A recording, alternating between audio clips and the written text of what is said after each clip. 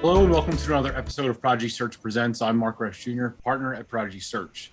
Today I'm excited to have a longtime industry friend, someone I've known since my early recruiting days, Eric Foote from PointsBet. Eric, welcome and thank you for joining us today. Pleasure, Mark. Appreciate you having me on. So currently serve as Chief Commercial Officer for PointsBet. Been there for, guys, coming up on a 2-year anniversary. It's crazy to think that January is right around the corner. And while many people should know your background, probably do know your background, obviously you spent time CBS, Sinclair, among others, and we'll get into that during the course of our dialogue today. Would like to jump in, and it's kind of funny when I was thinking about some things to ask you today. It seems like, and I'm a social media guy, so LinkedIn, Twitter, there's huge news coming out of PointsBet. It seems like not just daily, but weekly, monthly, and it's ranging, right? The topics, the work with Little Caesars Arena, PGA Tour, they're a past client of ours. We obviously are good friends with mutual people, Scott Warfield, Norb Gambuza, and you're doing work with them. And then you're doing great work, and there's traction in Canada. That's just, again, great success throughout North America. Talk about some of that. What are the current happenings that the audience should know about with PointsBet in terms of current events in your world?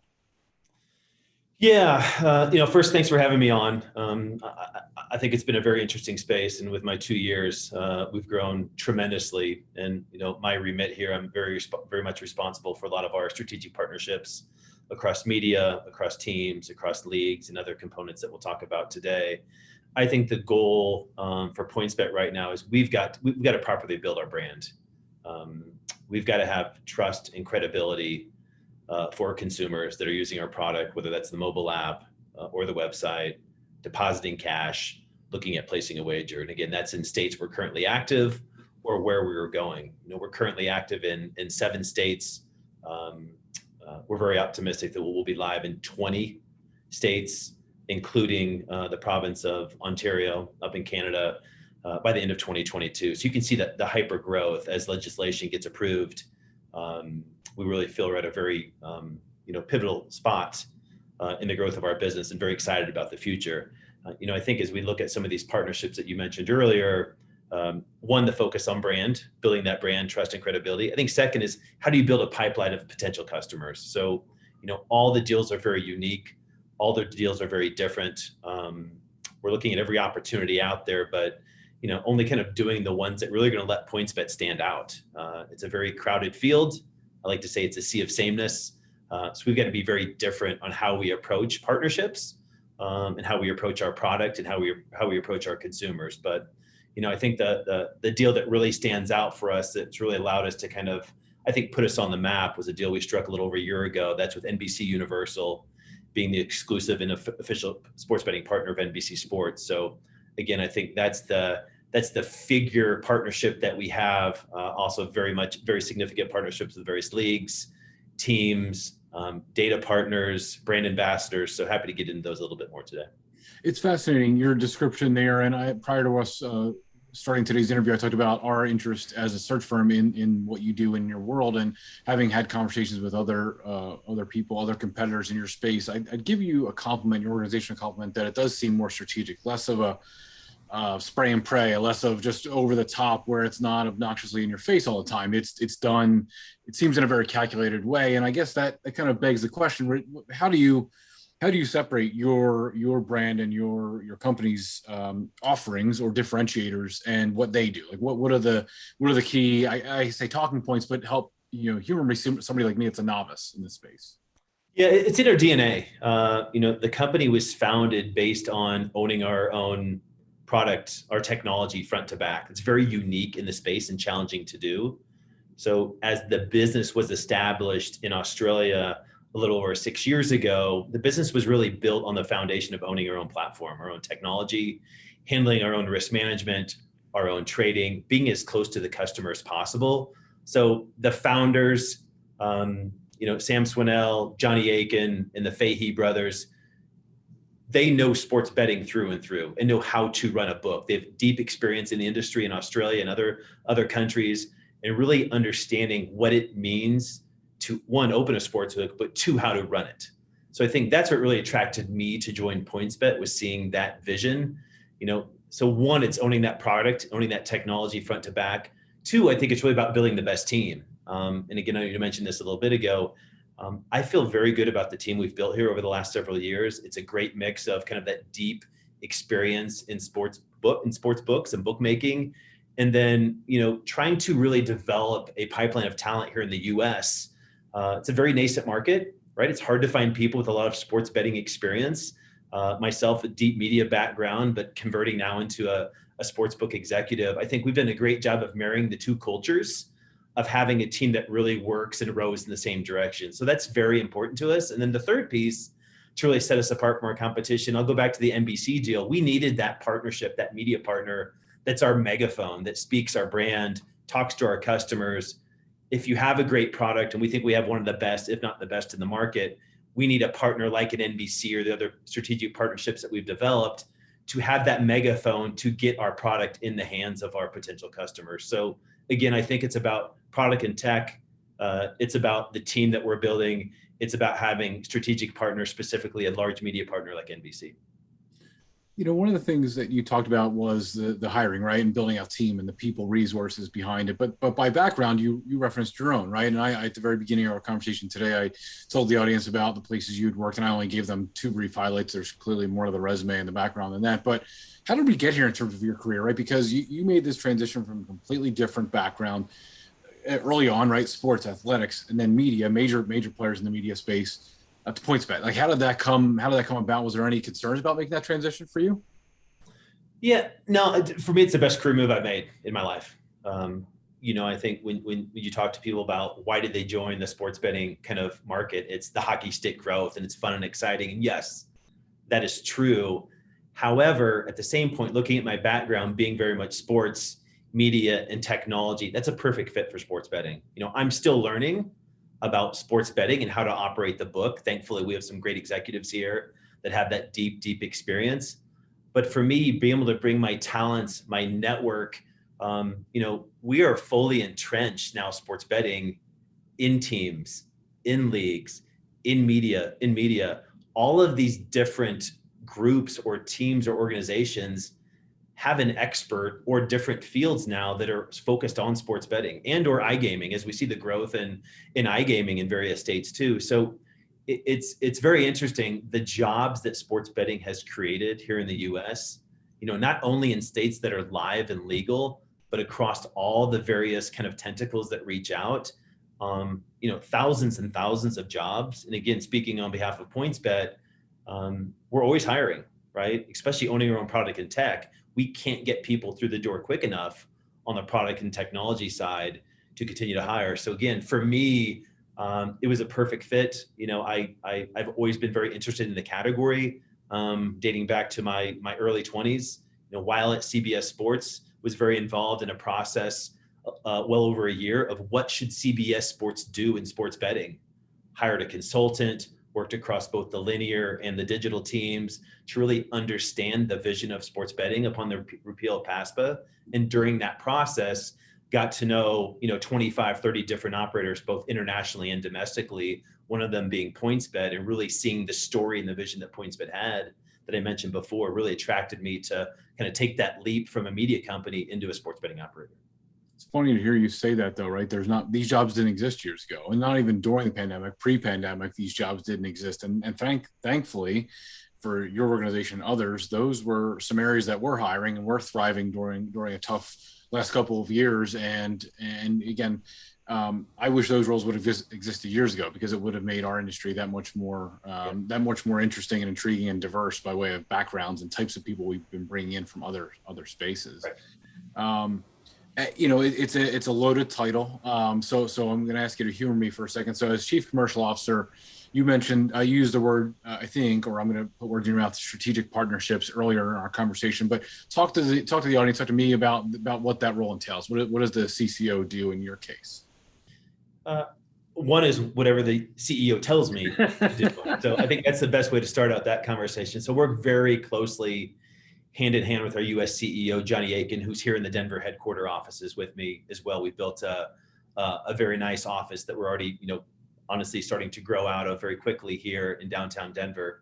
But the role, a lot of primary objectives. One is, really focusing on everything revenue related, and how we're looking to build our brand, number one, how we're looking to build a customer database.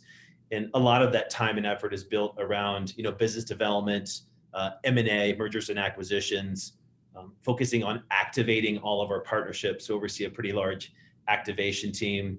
I mentioned a little bit before about kind of our brand ambassador program that we've developed that's kind of highlighted by Drew Brees, Paige Spiranak, who's the largest kind of social media influencer in golf, is a big component of our strategy. Allen Iverson, Rip Hamilton, Devin Hester. We've got a lot of unique individuals, one that are nationally, but second also that are very hyper local in the states we're at, helping deliver our brand to potential new consumers.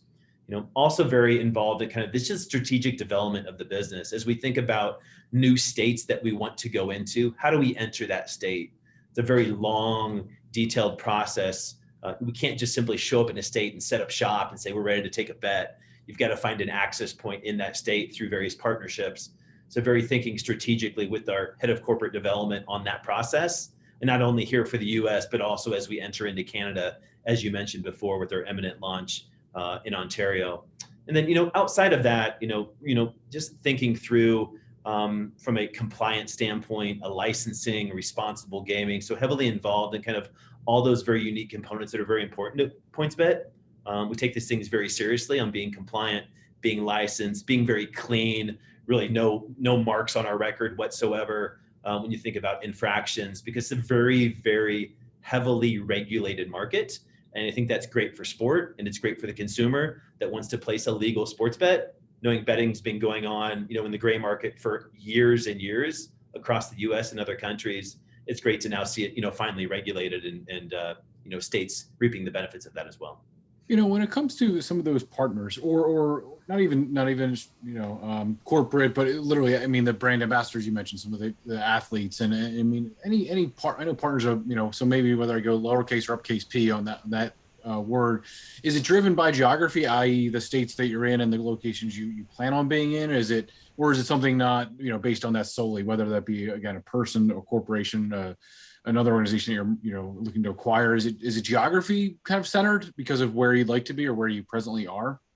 Yeah, great question. I think our in our DNA is very analytical, and owning our own product, our own tech, writing our own quantitative algorithms for managing our own trading with our consumers, setting the lines, how do the lines move up and down, managing our own risk. We take that same kind of approach into partnerships. So again, I think we've been very focused to date on efficiency of spend. You see out in the marketplace, it's gotten very aggressive by some of our competitors on what they're spending, both locally, regionally, and nationally. We are also being aggressive, but being a bit more thoughtful in my opinion, on spending those dollars in states where we are active, or spending those dollars in states where we're going to be active and legal very shortly.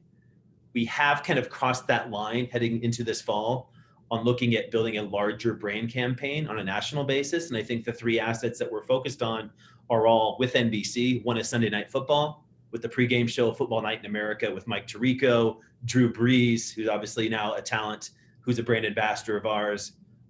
Secondly, a big focus on golf, the PGA Tour and NBC and the Golf Channel. You're seeing live PointsBet integrations in broadcast for all events on Golf Channel for the PGA Tour. You'll start to see more of that on NBC in early 22.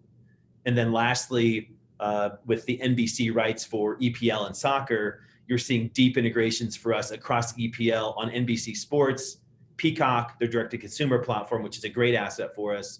And then lastly, USA, the cable television station that they have. So those are three very unique assets. We're kind of leaning in and thinking a bit more nationally and building a larger brand.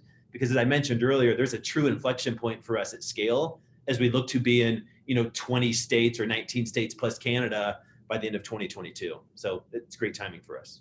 One of the things I was curious about, and I thought about this prior to our call today, and looking back maybe at your tenure, I'm wondering if these things crossed your mind as you were exploring prior to you joining PointsBet, if these things crossed your mind. But misconceptions, misnomers, things that, I look at this population as people that work in the space that you do, that are fully entrenched, ingrained, they live it every day. Then there's two other populations: people that work in sports, just like me, but I'm not in that space.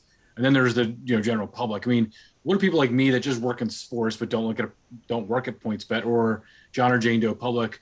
What do you think that they believe your industry is all about? That's not true, or that's kind of that's not the whole story. What are those, either the gray area that's not really the way things work, or just complete misconceptions entirely? Yeah, I think the biggest one is it's legal. It's legal in multiple states, whether that's mobile, whether that's retail betting. It's not a matter of if, it's when, as this kind of flows across the US. And I think everyone's watching this, and obviously the media picks up on all information about PointsBet or our competitors, deals we're doing, strategies we're placing. And so, this taboo of sports betting being illegal, it's going to take time. It's a nascent market. It's a lot of education about how to bet, how to use the app, how to download your funds, what different methods of deposits and withdrawals are there, how secure is your money. That's very important, that our technology is rock solid, that our app doesn't go down. We were one of the very few operators last year in the Super Bowl where our platform did not go down. So Again, these are things that really help us as we are growing in a very competitive market. So I think the biggest thing, Mark, is just this focus on it's legal in multiple states. It's heavily regulated. PointsBet as a company goes through a very stringent licensing process in each state we enter into. And there's a lot of checks and balances that we have internally with our partners and with all of the state gaming commissions to make this a very heavily regulated market. I've seen nothing like it in my career about how heavily regulated this market is. The perception of the Wild West couldn't be any further from the truth. Actually, it's probably the exact opposite. And the word taboo is I love the word taboo. You're right. It shouldn't be that anymore. That's right. No.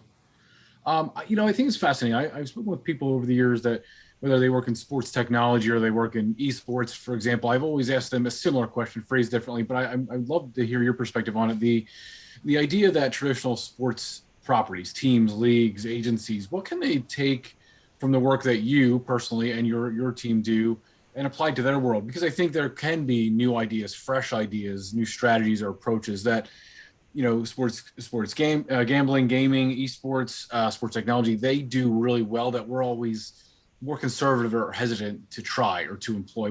Are there any things that just stand out? You're like, hey, I wish the Yankees would do this, or I wish this league office would try that, just because they historically weren't willing to take risk, perhaps? Yeah, the first thing that stands out, it's a major revenue stream for media companies, teams, leagues, and you're seeing all of them start to kind of rally around this and lean in. I think that the biggest, showcase of this was the NFL, approving 7 sportsbook operators, us being one of them, heading into this 2021 season. A few years ago, you never would have thought that the NFL would lean this far into it. So again, I think all of the partners we have, whether it's leagues or teams or media companies, it's kind of that crawl, walk, run approach. I think depending on who you reference or speak to at those partnerships, the crawl phase is past us. It's walking. It's a brisk jog. I think a few are even looking more at the running phase. And I think for us, we're all moving so quickly. We want to get to that run phase today, but we're also realize this is a nascent market. We need to educate. It's heavily regulated, as we talked about earlier. So we've got to follow the proper processes and guidelines that are in place by leagues and media companies. But, one thing that I would comment on specifically, on the media side is it enhances the broadcast. And, we all read about viewership numbers. We read about RSNs struggling, for example. Is it going to stay linear? Is it going to go direct to consumer? And I'm not saying sports betting is going to be the savior in any of this, but I think everyone's looking at sports betting as being a key component of distribution of content, whether that's digital, whether that's direct to consumer or linear. And I think we're one of the first operators working with NBC on some of the examples I gave earlier that are showcasing how valuable our technology, our data, our storylines, information about a broadcast enhances that broadcast. And Mark, it's not about having it in your face every minute. It's doing it at the right time, at the right place in the broadcast, and working with the production teams at the media companies to accomplish telling a story that lets that consumer understand that. And again, if you look in Europe or Australia, it's just in the culture. It's in all the broadcasts.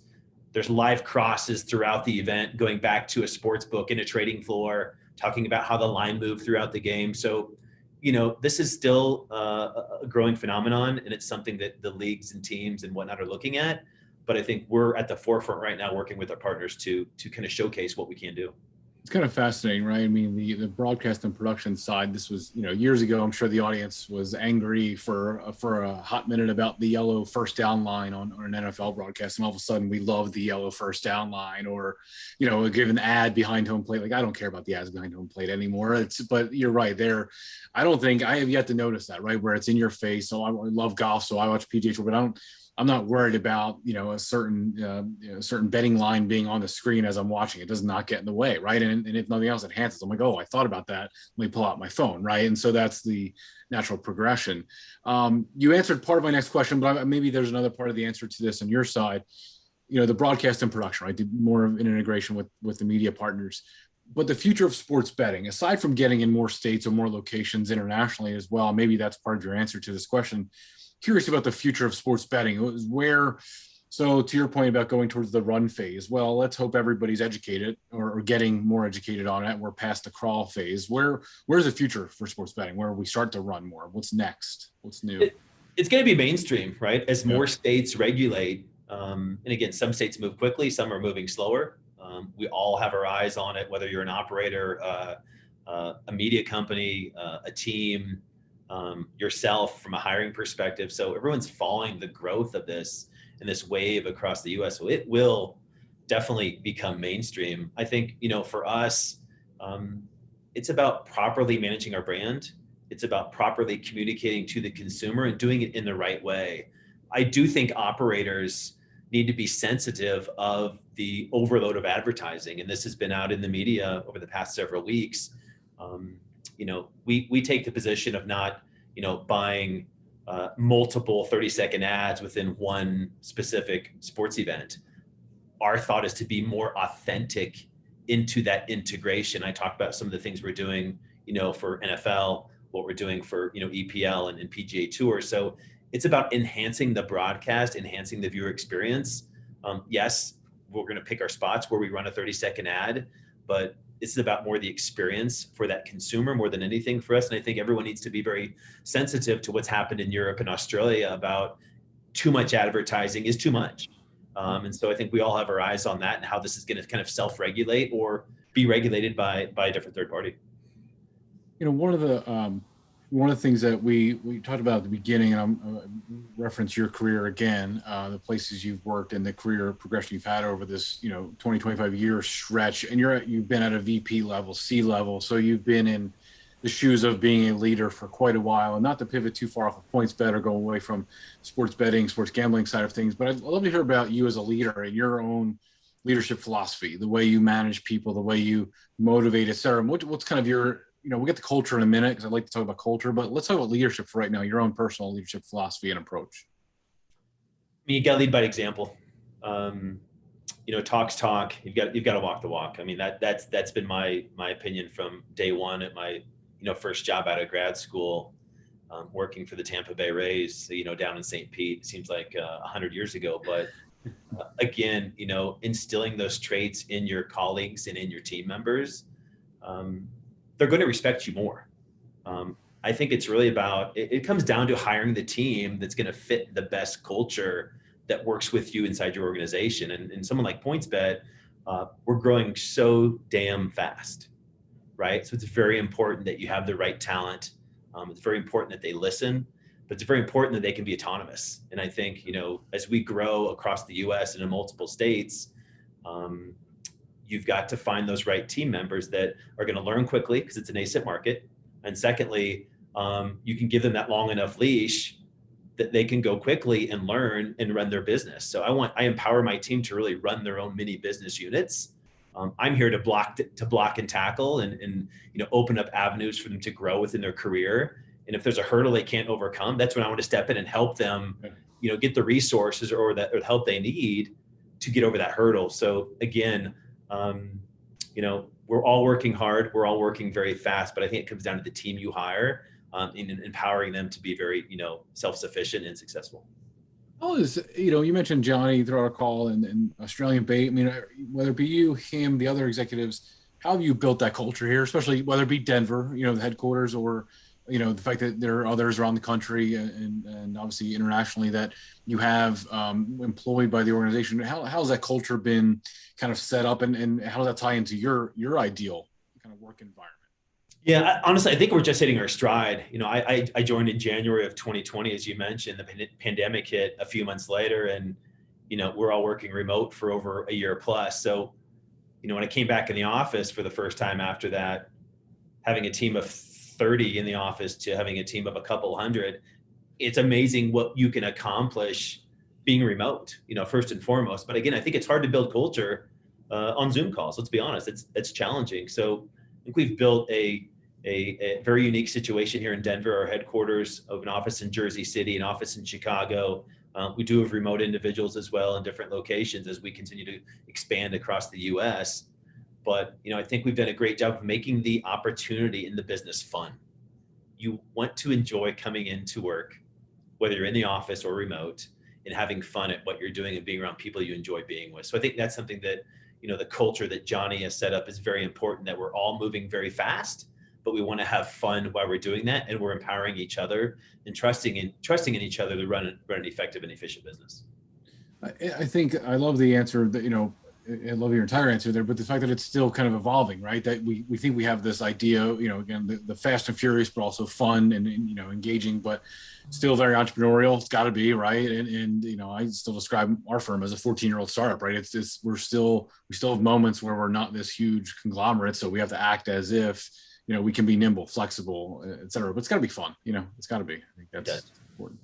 The last question on my side, and this is where, I don't know if there's an easy answer to it, but you made the transition, right? So you talked about all the hiring PointsBet's doing, but you made the transition from a non-sports betting background into what you're doing now, what you've done for coming up on 2 years now. All the hiring PointsBet's doing, right? So whether that be somebody, from digital media, technology, or just any other industry out there, what's the advice you give to somebody that says, I want to break into that space? Or, even if they're not an entry-level person, they've been doing something else for 15, 20, 25 years, and they want to move over to PointsBet. What's the advice? How do they do that? What are your suggestions? Yeah, I think the first thing about, I'll talk more about the operator side, which is what PointsBet is, or, the competitors that we're up against, is the various types of opportunities. I don't think I truly understood all the different business units within inside an organization of a sportsbook operator that it takes to run a business and to be successful. Obviously, the common roles of HR, legal, marketing, but as you think about a sportsbook operator, the trading floor, the CRM team, the licensing and compliance. I could go on and on about all the different groups we have. And again, I have a background in media, specifically, several years at CBS Sports. The amount of groups and verticals within inside our organization versus a big media company, we have significant more opportunities. So I bring this up because as you're thinking of someone coming in from college or out of grad school or, earlier in their career, there's so many opportunities, and, it's getting your foot in the door. It's learning and understanding the business. It's such a nascent market, as I've mentioned several times, is that it's kind of a level playing field. Come in, learn the business. And I think there's so much room for growth inside multiple departments of an operator that, as we have a very unique relationship with University of Colorado in Boulder down the street, that deal was really built on building a pipeline of talent of students and student athletes to be full-time employees at PointsBet, some of the brightest minds, young minds in the state. And so internship programs, career fairs, we're contributing to their leadership and career development program, speaking to business classes, engineering school. It's very important to us because we just can't hire quickly enough. Yeah. So having that true pipeline of young talent is very important for us here at PointsBet. I love how you describe that too. I think, to go back to an answer you gave earlier about a misconception or perhaps something that others don't know, is how many roles actually exist at a PointsBet, right? That there are sales, marketing, CRM. I mean, the roles that exist at every other property exist, but probably even more so at a company that needs to play in a technology. You're playing in a lot of different sandboxes versus a team's playing in that sandbox. Like that's what the team does. They don't have to work in all these different spaces. You guys can recruit in so many different business functions. It's really impressive how many opportunities could exist. It is. It is. One comment there is any mathematicians out there that are young and hungry and savvy, it's a great field to go into, because you think about all the modeling and the quantitative analysis and, setting the odds and taking on risk management. There's a lot there. So very smart, bright minds on the math side are in business intelligence, very important for this industry. Very important. So if your options are PointsBet or being an actuary, I would go towards PointsBet if you wouldn't mind, or CPA. Go work for PointsBet. Hey, Eric, listen, I had a pleasure. Thank you so much for your time today. It was great catching up with you first and foremost. As you said, we've known each other for many years, but we've both been running million miles per minute. So it's great to connect.